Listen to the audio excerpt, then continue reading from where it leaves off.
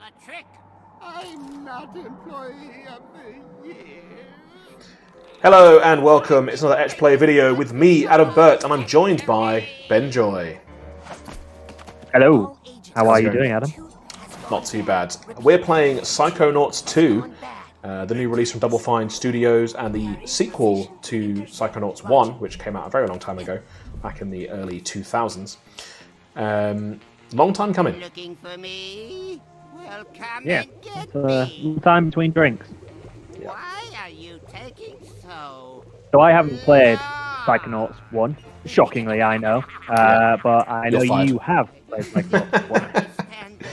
So Psychonauts has always been about, it's always been a really creative game, and it's about a series of, well, it's about one kid really who wants to be in an organisation called the Psychonauts, and they are basically agents who operate with psychic powers and invade your mind to try and steal secrets or solve like global domination plans from villains and stuff.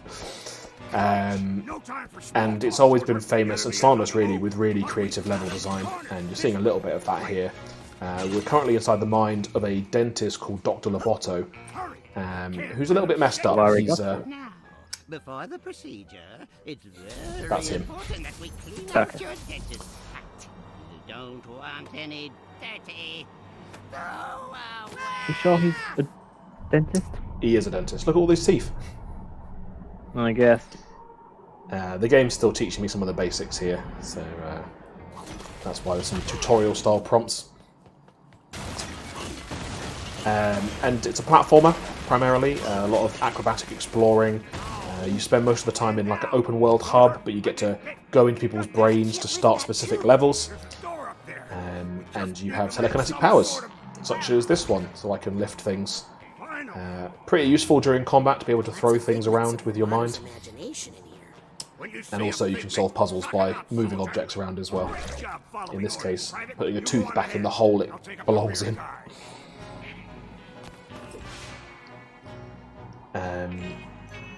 I just think Psychonauts is, for me, it's synonymous with good writing in games, really clever, really funny. These are figments of imagination I'm collecting. If you're lucky, you might see me collect or resolve some emotional baggage. So you find like suitcases that are crying and they're emotional baggage. If you reunite them with their tags, they become happy. So you have to find like luggage tags to match bags. What's that light? Who's this guy? Zip it back up again.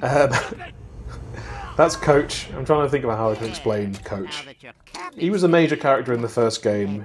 In fact, you spend the tutorial level of Psychonauts 1 in his brain, which is World War II themed, or World War I themed. He's a little bit messed up. I mean, everyone in Psychonauts has got stuff going on, you know. There's all sorts of mental health issues at play in Psychonauts games, and one of the interesting things, I guess, about the big gap between Psychonauts 1 and Psychonauts 2 is we've maybe come on a little bit as a society in terms of how we talk about mental health since then. So the first game wasn't offensive by any means. I think it was still, you know, at the time, just how we would talk about mental health. But they've definitely taken a step forward with Psychonauts 2 in terms of the representation and sensitivity, I guess, to some of these issues, which mirror real-world issues. I guess we can show off some combat here. Nice. These are censors who try and kick you out if you don't belong. They try and get rid of thoughts that don't belong in people's brains. Right. And yeah, you can just throw stuff at them. That's what I usually So do. is this purely single-player campaign, or is there any all multiplayer single-player aspect to it? campaign. It was originally crowdfunded, actually, and now they're owned by Microsoft. So this is one of those weird ones where Psychonauts 2 is available for PlayStation 4, but the studio that made it are owned by Microsoft. There's no official PlayStation 5 version. They weren't that generous, but you can play it on PlayStation 5 through backwards compatibility. By all accounts, it runs better on the Xbox. There's no conspiracy theory there. I think that's just probably symptomatic of the amount of effort they put into the Xbox versus the other versions based on who owns them now. And this was day one on Game Pass, wasn't it? Yes, it was. So it's first party now, part of Microsoft. So all their games are first party day one Game Pass at the minute, including this one. Which I mean, yeah, this is worth a month of Game Pass on its own because I think this is a great game. Duly noted. Oh, there you go. There's some emotional baggage. I think there's some in this room. Oh, there it is. So there's some emotional baggage. This guy needs a duffel bag tag. And his tag is over here. So start of the game, it's basically the easiest one. Pretty easy. Usually there's some backtracking involved, or you know, you have to find a secret area to find the tags and those sorts of things. Bit of acrobatics. One point of contention, I guess, for some people is that Psychonauts 1 was famously difficult. The platforming is quite hard. This game is definitely not that. It's still challenging. The controls sometimes get in the way a little bit. There you go. There's, he's happy now. Yay!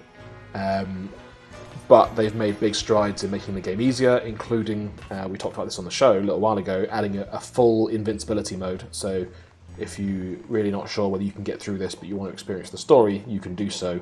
You can just go in there and turn that on and you'll be able to experience all that the story has to offer.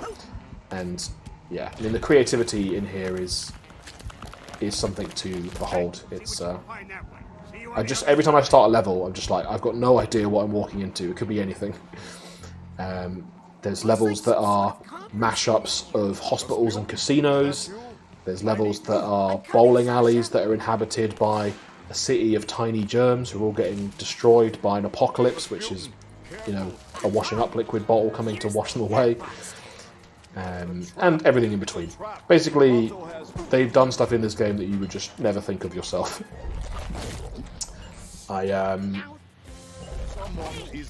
Not very good at this part of the tutorial.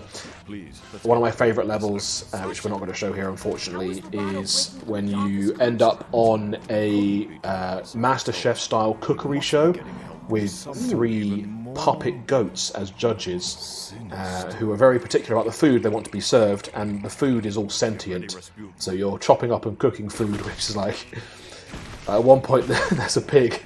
So this is pretty messed up, like you're actually eating me. And then you overfeed these goats until they explode and vomit everywhere. Nice. So. Nice. I've got the situation under control. Just find us a way out of here, quickly. Yeah, don't bother with them little mooks. You want to go for the gold. You gotta grab the big boys. Help me carry this one, will you, Frankie? I'm not sure why the 2 fairies in this are New York gangsters. Yeah. I mean, I like it. It's a creative choice that I can get behind. I think that's the thing about Psychonauts 2. It's a series of creative choices that you're like, don't really understand how they arrived at this conclusion, but I'm glad they did. Come on, Frankie, big put fan. a little muscle into it. I think they're expecting me to shoot the Tooth Fairy here. They got me too, Frankie. The mooks.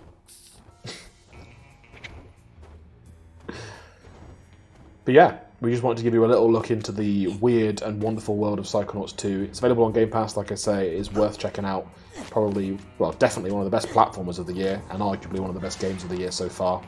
Really worth your time, especially if you like anything that you've seen so far.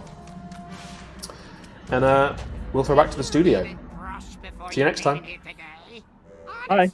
It's a mess in there. Here, rinse and spit.